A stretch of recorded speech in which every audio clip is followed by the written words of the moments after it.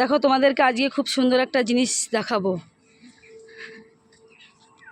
ওই যে আমার বাবা পারছে, লগা দিয়ে টানছে, যাকে বলে গ্যাদল পাতা। তোমরা কি পাতা বলে থাকো আমি জানি না, তবে এই পাতাটা এত উপকারী একটা পাতা। এইটা না, যত বড় পেট খারাপ হোক না কেন, ওষুধকে হার মানাবে এই পাতাটা। এই পাতাটা এই যে বাটতে হবে, ঠিক আছে, কালো জিরে আর রসুন দিয়ে আর একটা কাঁচা লঙ্কা দিয়ে পুরো কাঁচা বাটতে হবে। কাঁচা বেটে এই পাতাটা যদি গরম গরম ভাতের সঙ্গে খাওয়া যায় একটু বেশি করে মেখে, তো পেটের সমস্যা অবশ্যই ঠিক হয়ে যাবে। একদম গ্যারান্টি সহকারে বলবো, কারণ আমাদের এইখানে দেখি কারোর যদি এরকম পেটের সমস্যা থাকে, পেট খারাপ হয়, তখন এই পাতাটাই চট করে সবাই খায়, ডাক্তারের কাছে পড়ে যায়। আর এই পাতাটা খেলে অবশ্যই পেট ক্লিয়ার হয়েই যাবে। খুব সুন্দর, খুব মানে কি বলবো, এত কাজ দেয়, এটা কেউ না খেলে বুঝতে পারবে না। পাতাটা ভালো করে দেখো, দেখে বাবু পাতাটা একটু ভালো করে দেখান।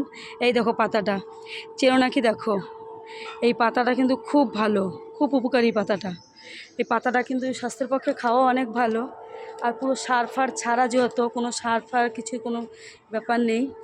আর এটা পেট খারাপ হলে কিন্তু আমরা এগুলো খাই। অনেকে কালো জিরে দিয়ে বেটে বড়া বানিয়ে খায়, কিন্তু খাবে। পাতাটা প্রচুর প্রচুর উপকারী একটা পাতা। যে আমার বাবার লগা দিয়ে পাচ্ছে, অনেক বেয়ে উপরে উঠে লতার মতো বায়, পুরো একদম লতার মতো উপরে উঠে গেছে তো গাছের উপরে।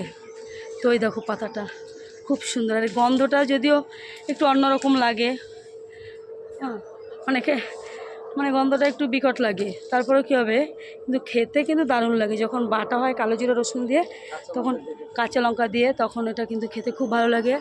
তো যারা যারা না জানো তারা তারা অবশ্যই এই পাতাটাকে চিনে রাখো।